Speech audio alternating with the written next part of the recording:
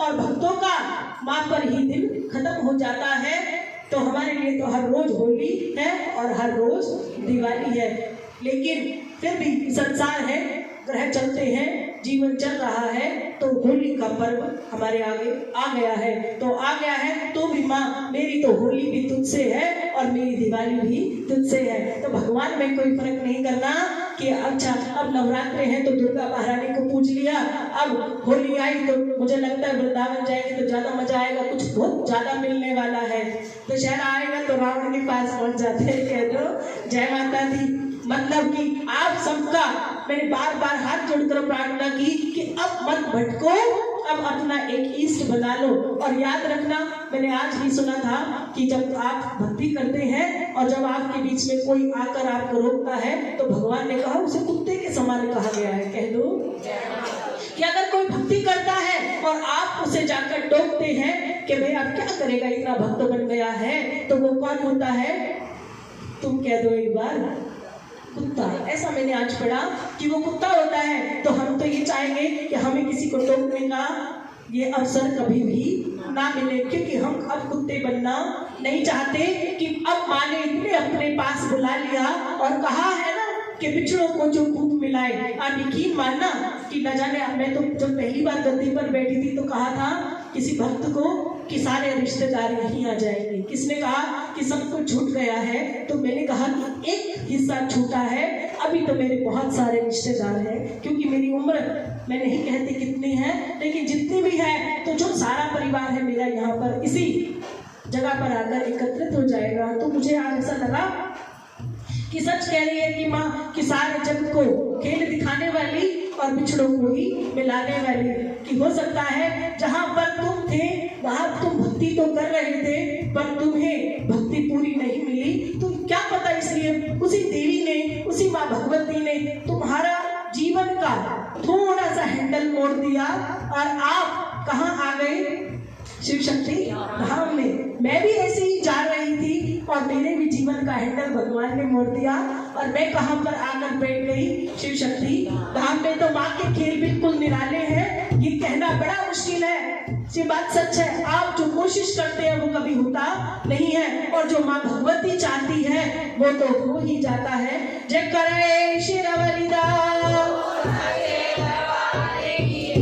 इसलिए मैंने कहा कि डरकर भक्ति करने की जरूरत नहीं है, बाकी काम तो छुप छुप कर भी कर लेते हैं। केवल एक भक्ति है जिसने जरा सा कुछ कह दिया तो कहा कि वो मना करते हैं, मैं इसलिए भक्ति करती नहीं, पर वो जींस पहनने के लिए मना करते हैं तो मैं छुप छुप के भी पहन लेती हूँ। अगर अपने श्रृंगार में छुप जाते हो तो थोड़ी सी भक्ति छुप कर लो, धीरे धीरे वो अपने आप प्रवान चढ़ जाएगी। मैंने भी पूरी कोशिश करी कि 4 दीवारों में बंद हो जाऊं, पर ये माँ का खेल है कि सरेआम लेकर खड़ी है। अब मैं भी क्या करूं? कह दो जय माता दी। मुझे तो कुछ बोलना आता ही नहीं है, ये भी बहुत बड़ी सत्य है, मुझे कुछ नहीं आता बोलना, लेकिन इस कोने में ऐसी शक्ति छुपी है कि मेरे बैठते ही है मुझसे बुलवाने लग जाती है। तो शायद सच्ची है कि आज के बाद कभी किसी को रोकना टोकना मत, जीते जी कुत्ते बन जाओ, ऐसा तो मैं भी नहीं चाहती।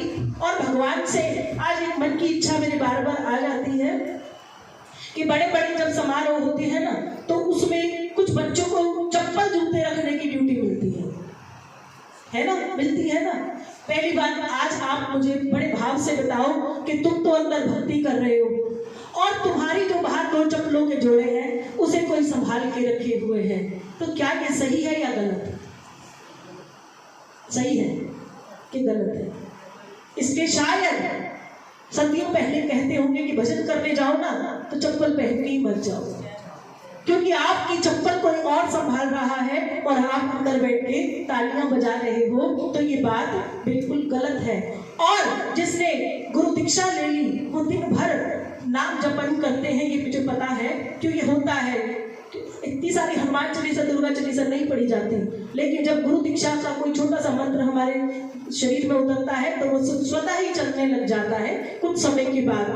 अब आप अपने गुरु के समक्ष बैठकर आसन लगाकर वो जाप करते हो, ठीक है, और वही जाप आप उनकी चप्पलें उठाकर भी करते हैं, तो पाप का भागी कौन है? पहले तो आप हैं और फिर वो जिनकी वो चप्पलें हैं। तो मैंने तो कहा था कि जो बच्चे मेरे यहाँ से जुड़ेंगे ना तो वो अपनी चप्पल की ड्यूटी किसी को देंगे और ना किसी और की चप्पल की ड्यूटी आप खुद लेंगे।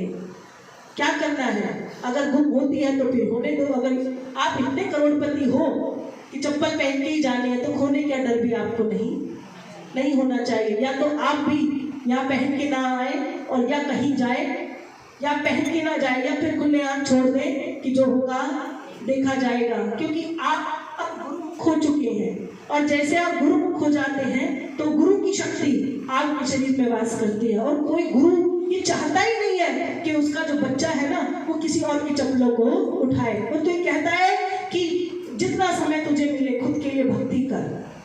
भक्ति में बहुत सारी सेवा छुपी है, पर खाली चप्पलों को उठाने का काम तुम्हारा नहीं है। जयकारा श्री ये तो देखो मेरा भाव है। हो सकता है कभी किसी को गलत भी लगे कि अभी कोई बोलने लग जाए अभी चप्पल कौन संभालेगा। चप्पल में भी भगवान की सेवा है। गुरुद्वारे में तो बड़े बड़े लोग आते हैं जो चप्पल को संभालते हैं। इसलिए कहना कि बहन जितनी मर्जी कर लो। मैं ये नहीं कह रही हूँ कि गिरे को मत उठाओ, मैं तो कह रही हूँ कि कहीं जाओ चप्पल पहन के ही मत जाओ। चाहे मंदिर जाओ, चाहे गुरुद्वारे जाओ, चाहे कहीं आप जुड़े हो वहां जाओ, अपनी चप्पल अपने घर रख कर जाओ और नंगे पैर जाओ। कि अपनी सेवा चप्पल नहीं किसी और को क्यों दे देते हो भाई, कह दो जय माता दी। और साला जहाँ से चप्पल लेते हो, जहाँ से फूल लेते हो उसी के पास चप्पल छोड़ देते हो, जाते हो ना। और चप्पल वाले उसको आपकी चप्पल देखता है फूल प्रसाद वाला, तो वो क्या कहता है कि बहन जी प्रसाद यहीं से ले लो और चप्पल भी यहीं छोड़ दो। वो चप्पल आपके टॉयलेट बाथरूम में भी जाती है, आपकी सड़कों पर भी घूमती है। आप उस जहां से प्रसाद लेते हैं उसी को ही अपनी चप्पल दे देते हैं, कह दो। फिर कहते हैं कि तीर्थ तो करते हैं वहां पर फल नहीं मिलता।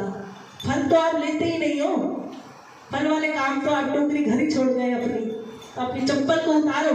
अभी कह रही हूँ कि हमने वैष्णो देवी जाना है तो आप चप्पल पहनो या ना पहनो, अगर पहनो तो अपनी चप्पल की ड्यूटी किसी को देनी नहीं है। खुले आप फेंक दो, मिल गई तो तेरी और नहीं तो जो पहन गया उसकी मौज है, कह दो जय माता दी। जय कराए शेरा वाली दा। भजन भी हो गया। अभी राम नाम की माला हमारा मुख्य काम है जो हमें करना ही करना है।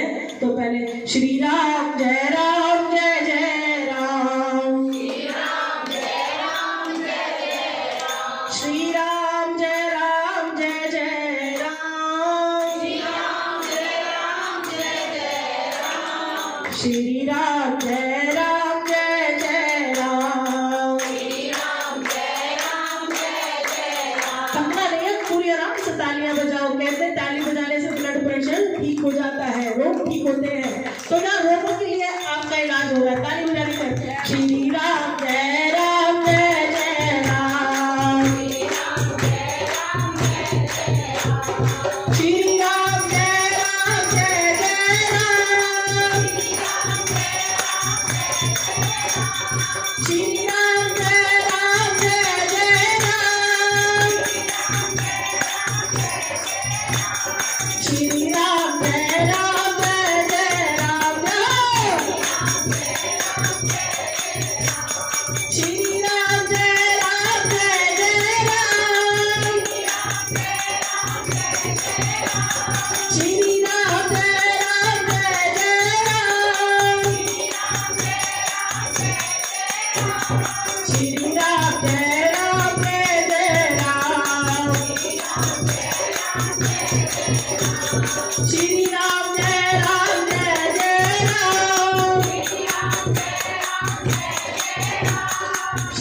श्री राम जय राम जय जय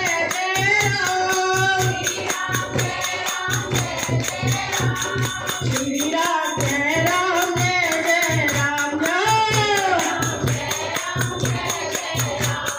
श्री राम जय राम जय जय राम, श्री राम जय राम जय जय राम, श्री राम जय राम जय जय राम, श्री राम जय राम जय जय राम, श्री राम जय राम जय जय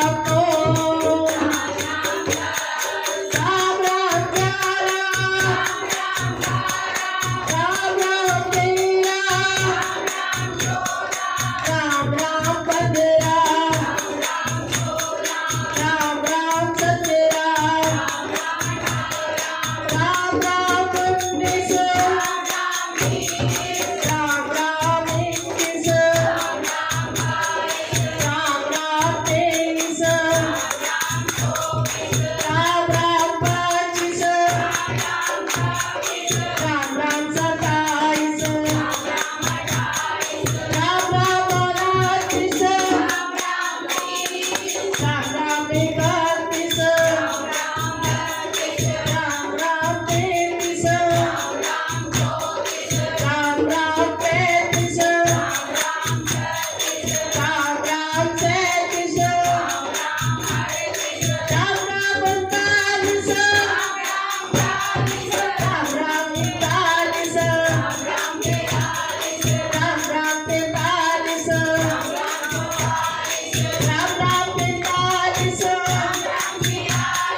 राम राम 47 राम राम 49 राम राम 51 राम राम 53 राम राम 55 राम राम 57 राम राम 59 राम राम 61 राम राम 63 राम राम 65 राम राम 67 राम राम 69 राम राम 73 राम राम 73 राम राम 75 राम राम 77 राम राम 79 राम राम 81 राम राम 83 राम राम 85 राम राम 87 राम राम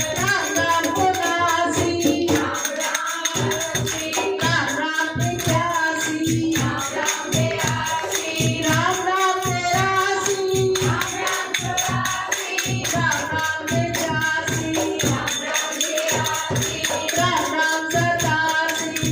93 राम राम 95 राम राम 97 राम राम 99 राम राम 101 राम राम 103 राम राम 105 राम राम 107 राम राम 108 जय माला पूरी हुई बनका 108 मनोकामना